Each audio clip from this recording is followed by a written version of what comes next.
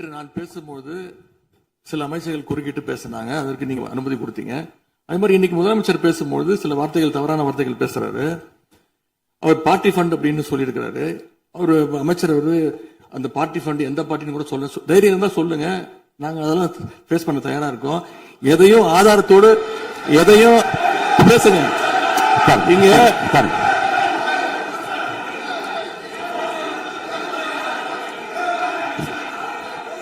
அது மாதிரி பேரவைத் தலைவர் அவர்களே, நேற்று நான் பேசி முடிஞ்சோடனே நீங்க அவை முடிஞ்சிருச்சுன்னு சொல்லிட்டீங்க. நாங்கெல்லாம் வீட்டுக்கு போயிட்டோம். வீட்டுக்கு போய் டிவி போட்டு பார்த்தா அங்க இன்னொரு அமைச்சர் இன்னும் பதில் சொல்லிட்டே இருந்திருக்கிறாரு. அதற்கெல்லாம் நாங்க இப்ப என்ன பதில் இது, என்ன மரபு இது? நீங்க இப்ப பேசிக்கிட்டே இருப்பீங்களா? நாங்க அதை பார்த்துக்கிட்டே இருக்கணுமா? அதே மாதிரி இன்னைக்கு முதலமைச்சர் அவர்கள் பேசும்போது நாங்களும் அமைதியா கேட்டுட்டு தான் இருந்தோம். ஆனா சில கருத்துக்கள் அவர் பேசும்போது அதை நாங்க அனுமதிக்க முடியாது. ஆதாரத்தோடு ஏதாவது பேசணும்னா, குற்றச்சாட்டுகள் சொல்லும் போது ஆதாரத்தோடு சொன்னீங்கன்னா அதை நாங்க ப்ரூவ் பண்றதுக்கு தயாராக இருக்கு. மாண்புமிகு உறுப்பினர் அவர்கள் இருங்க. நேற்று மாண்புமிகு எதிர்க்கட்சித் தலைவர்கள் பேசியதும், மாண்புமிகு பொதுப்பணித் தலைவர்கள் பேசியதும் ஆதாரம் இல்லாமல் பேசக்கூடாது என்று நான் சொன்னேன். ஆய்வு செய்து நீக்கப்பட வேண்டியது நீக்கும் என்று சொன்னேன். இப்போது மாண்புமிகு முதல்வர் அவர்கள் பேசி முடிக்கட்டும். நீங்கள் கூறிய கருத்துப்படி அதில் ஆதாரங்கள் இல்லாத குறிப்பாக இருந்தால் அது நீக்குவதற்குரிய உரிமை எனக்கு இருக்கிறது. ஆய்வு செய்து நான் நடவடிக்கை எடுப்பேன். இப்போது மாண்புமிகு முதலமைச்சர் அவர்கள் பேசலாம். இந்த டாஸ்மாக் மாதிரியே பல டிபார்ட்மெண்ட்லயும், மறுபடியும் சொல்றேன், கட்சி நிதின்ற பேர்ல அடிச்ச கொள்ளைய ஒன்னா கவர்மெண்டோட கஜானாக்குள்ளேயே கொண்டு சேர்த்துக்கிட்டே இருக்கிறாங்க.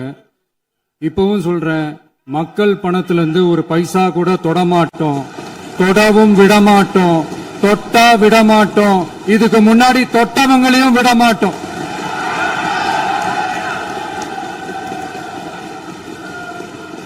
ஒவ்வொரு ஊழலா வெளியில வரும் போலயே,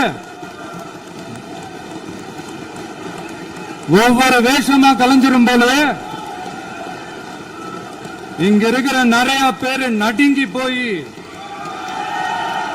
இதுல நம்ம மேல அவதூறு வேற. இப்ப புதுசா ஒரு வெப்பன் ஒண்ணு கொண்டு வந்திருக்காங்க. அது என்ன தெரியுமா? அவங்க தயவால தான் நம்ம ஆட்சி நடக்குதான். மக்கள் தயவால இந்த ஆட்சி நடந்துகிட்டு இருக்கு. மனசாட்சி உள்ள சக்திகளோட ஆதரவால இந்த ஆட்சி நடந்துகிட்டு இருக்கு. நாங்க தான் அனுப்பி வச்சோம் அப்படின்றாங்களே. அனுப்பி வச்சவங்களுக்கு மினிஸ்ட்ரியில இடம் கொடுத்தா ஏன் கதறீங்க? ஏன் இவ்வளவு கோவம்? ஏன் இவ்வளவு கதறல்ஸ்? இதுல இன்னொரு முக்கியமான விஷயம், மார்க்சிஸ்ட் கம்யூனிஸ்ட் கட்சி நமக்கு ஆதரவு கொடுத்தது சுயேட்சையா எடுத்த முடிவுன்னு சொல்றாங்க. அதே மாதிரி இந்திய கம்யூனிஸ்ட் கட்சி நமக்கு ஆதரவு கொடுத்தது சுயேட்சையா எடுத்த முடிவுன்னு சொல்றாங்க. இதுல எங்க இருந்து நாங்க தான் அனுப்பி வச்சோம்னா புரியலையே. மக்களுக்கு நல்லா புரியும், எல்லாத்தையும் தெளிவா பார்த்துக்கிட்டு இருக்கிறாங்க.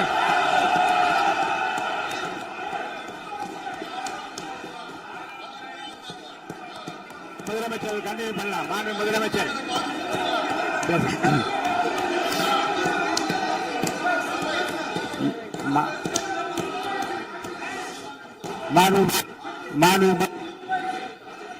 முதலமைச்சர் கண்டினியூ பண்ணலாம். நீ கண்டினியூ பண்ணலாம்.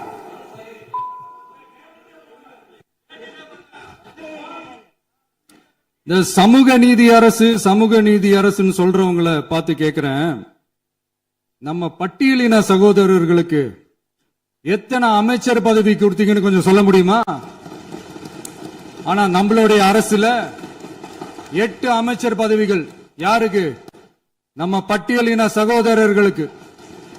எல்லாம் நம்ம அண்ணன், நம்ம தம்பி, நம்ம தங்கச்சிங்க. அண்ணல் அம்பேத்கர் அவர்களுடைய கிட்டத்தட்ட 100 ஆண்டு கால கனவு இப்ப நிறைவேறி இருக்கு.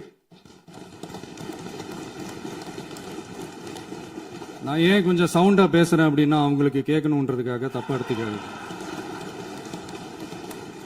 அதே மாதிரி பெண்களோட பாதுகாவலர் நாங்க தான் அப்படின்னு சொல்லிக்கிறவங்களை கேட்கிறேன், எத்தனை பெண்களுக்கு அமைச்சர் பதவியில இடம் கொடுத்தீங்க கொஞ்சம் சொல்ல முடியுமா? எங்க அரசுல 4 சகோதரிகளுக்கு அமைச்சர் பதவி கொடுத்திருக்கிறோம்.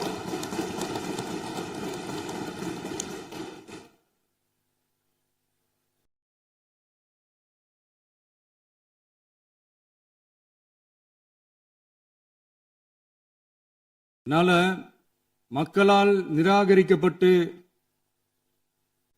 மக்களால் அகற்றப்பட்டவங்களுக்கு ஒன்னே ஒன்னு சொல்லிக்கிறோம், தப்பே செய்ய மாட்டோம், ஊழலே செய்ய மாட்டோம், நேர்மையா தான் இருப்போம், நியாயமா தான் இருப்போம் அப்படின்னு சொல்றவங்களால மட்டும்தான் கூட்டணி ஆட்சி அமைக்க முன்வரும். ஆட்சியிலையும் பங்கு, அதிகாரத்திலையும் பங்கு கொடுக்க முன்வரும். ஊழல்லையே ஊறி போனவங்களால இந்த கூட்டணி ஆட்சியோ ஆட்சியிலையும் பங்கு அதிகாரத்திலையும் பங்கு கொடுக்க முன்வராது.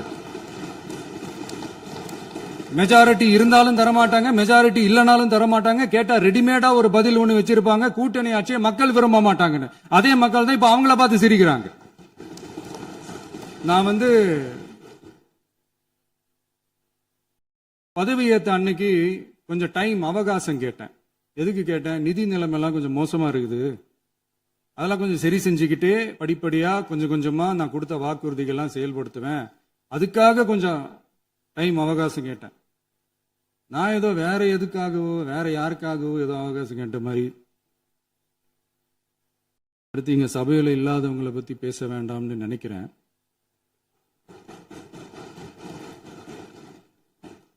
இங்க நம்மளை பத்தி அவதூறு பரப்புறதோட மட்டும் இல்லாம இப்ப நம்ம மக்கள் மேலேயும் அவதூறு பரப்ப ஆரம்பிச்சுட்டாங்க. மக்கள் நமக்கு ஓட்டு போட்டது தப்பான், குடும்பம் குடும்பமா நமக்கு ஆதரிச்சது தப்பான். இது இப்ப இல்ல, நான் சொல்றது எம்ஜிஆர் அவர்கள் காலத்திலிருந்தே. அப்பவே அவர் ஜெயிச்சப்போ அதே மக்களை தப்பு தப்பா பேசுறது. மக்கள் என்ன பண்ணிட்டாங்க, எம்ஜிஆர் என்ன பண்ணிட்டாரு, எம்ஜிஆர் என்ன இது பண்ணிட்டாரு. 50 வருஷமா ஒரே டெக்னிக்கா.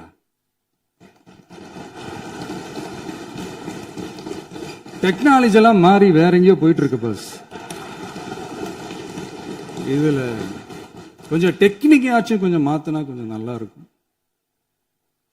அதனால மக்களுக்கு யூஸ்ஃபுல்லா இருக்கிற மாதிரி இந்த ஆக்கப்பூர்வமான கருத்துக்களோ ஆக்கப்பூர்வமான யோசனைகளோ இருந்தா சொல்லுங்க, அதை நாங்க டெஃபரெண்டா எடுத்துக்கிறோம். ஆனா அதை விட்டுட்டு இந்த நக்கலு நையாண்டி சம்பந்தம் இல்லாத பேச்சு இதெல்லாம் பேசிட்டு அப்புறம் முதல்வர் பதில் சொல்லல, முதல்வருக்கு பதில் சொல்ல தெரியல அப்படின்னா அப்புறம் என்ன சோஃபா மாடல் ஆட்சியா? அது என்னன்னு புரியறதுக்கு எனக்கு ரொம்ப நாள் ஆச்சு.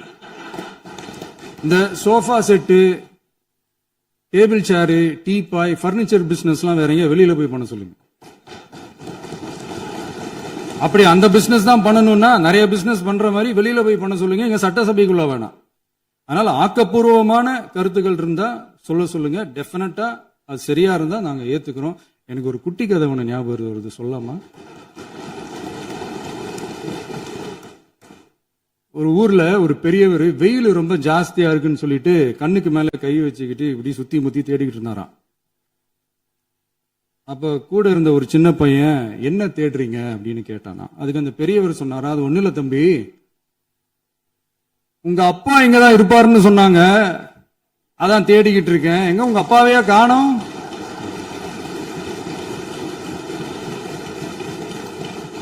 இல்ல அந்த எங்களுக்கும் நக்கலா நையாண்டியா சம்பந்தம் இல்லாத குட்டி கதை இதெல்லாம் எங்களுக்கும் பேச தெரியும். அந்த கதையில பெரியவர் அப்படி சொன்னாராம், தப்பா எடுத்துக்காதீங்க. அந்த கதையில பெரியவர் அப்படி கேட்டாராம். அதனால யாரும் இங்க டென்ஷன் ஆக வேணாம்.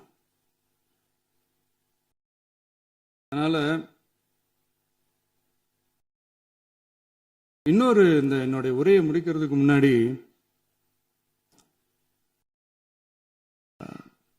போயிட்டாங்க, பேசலாமா? நிறைய உங்க கருத்துக்களை நீங்க முழுமையாக மன நிறைவோடு பேசலாம். டிவியில பார்க்கலாம். சரி, அதான் 5 நிமிஷம் பேசுனதுக்கே கொலத்தூரி இந்த ஆட்டம் அடிச்சு பேசுனா அப்புறம் என்ன பண்றது? கடைசியா நான் இந்த உரையை முடிக்கிறதுக்கு முன்னாடி ஒரு முக்கியமான ஒரு விஷயம் பத்தி சொல்லணும். ஆளுநர் உரை அன்னைக்கு இந்த தமிழ் தாய் வாழ்த்துக்கு அப்புறம் தேசிய கீதம் பாடினது தப்பு, தேசிய கீதம் 2 முறை பாடினது தப்பு, அப்படி ஒரு நிகழ்வு இதுக்கு முன்னாடி இந்த சட்டசபையில நடந்ததே கிடையாது, அந்த மரபே மாத்திட்டீங்க இப்படி ஒரு ஒரு பெரிய ஒரு போர் மாதிரி எதிர்க்கட்சி சார்ந்தவங்க எல்லாம் சொன்னாங்க இல்லையா, அந்த மாநில உரிமை போராளிகளை, அந்த மரபு காக்கிற உரிமை போராளிகளை ஒரே ஒரு கேள்விதான் கேட்கணும். 2021 ஆகஸ்ட் 2 ஞாபகம் இருக்கா? Centenary celebration of Tamil Nadu legislature. அந்த ஃபங்க்ஷன்ல நம்ம முன்னாள் முதலமைச்சர் கருணாநிதி அவர்களோட கலைஞர் அவர்களுடைய கலைஞர் அவர்களுடைய புகைப்படத்தை மாண்புமிகு குடியரசுத் தலைவர் திறந்து வைக்கிற ஒரு ஃபங்க்ஷன். அந்த ஃபங்க்ஷன்ல national anthem followed by Tamil Thai Vazhthu அப்படின்னு அறிவிச்சது ஞாபகம் இருக்கா? அதாவது தேசிய கீதத்துக்கு அப்புறமா இரண்டாவது முறையா, நோட் திஸ் பாயிண்ட் மாண்புமிகு பேரவைத் தலைவர் அவர்களே, பிளீஸ் நோட் திஸ் பாயிண்ட். தேசிய கீதத்துக்கு அப்புறம் இரண்டாவது முறையாக தமிழ் தாய் வாழ்த்து பாடப்படும் அப்படின்னு சொன்னது ஞாபகம் இருக்கா? அதுவும் முத்தமிழ் அறிஞர் அப்படின்னு சொல்ற நம்ம கலைஞர் அவர்களுடைய அந்த புகைப்படம் வெளியிட்டு விழாவில் அவர் இருந்த இதே சபையில தமிழ இரண்டாவது இடத்துக்கு தள்ளினது யாருன்னு ஞாபகம் இருக்கா? அது மட்டும் இல்ல, அந்த தேசிய கீதத்தை நாட்டுப்பண் நேஷனல் ஆந்தம்னு சொல்லி அதே ஃபங்க்ஷன்ல கடைசியா ஃபங்க்ஷன் முடியும் போது செகண்ட் டைம் தேசிய கீதம் பாடினதும் ஞாபகம் இருக்கா? இதே அவையில் தான், அது அவை குறிப்பிலும் இருக்கிறது, இதே அவையில் தான் நடைபெற்றது. இந்த தக்க நேரத்தில் இந்த ஆதாரங்களை அளித்த மாண்பு முதல் அவர்களுக்கு நன்றியை தெரிவித்துக் கொள்கிறேன். டவுட் இருந்தா இந்த புக்கை பார்த்து தெரிஞ்சுக்கலாம். அதனால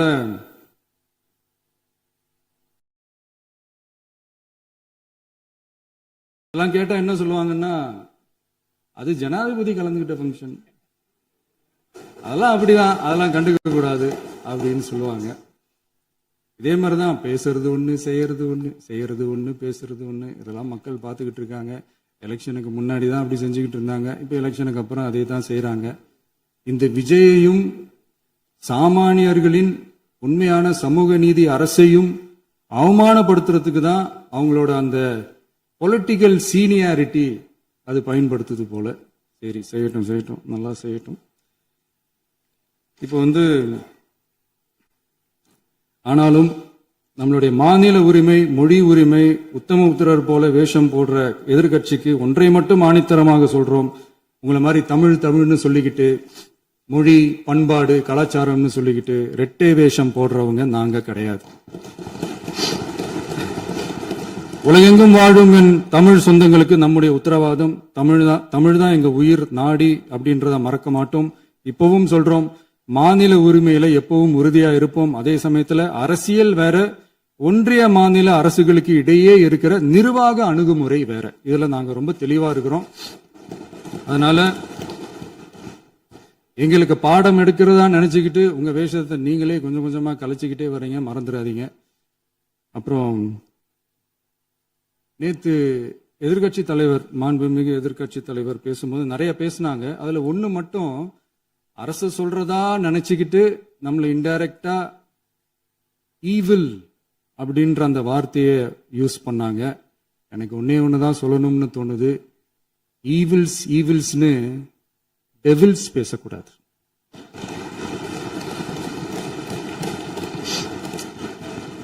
அவங்க இருந்திருந்தா ஒரு ஆக்ஷன் பண்ணணும்னு எனக்கு தோணுச்சு. எல்லாரும் போயிட்டாங்க. பர்மிஷன் பண்ணலாமா? இப்பவும் பண்ணலாம், ஒண்ணும் தப்பு இல்ல. சொல்லட்டுமா?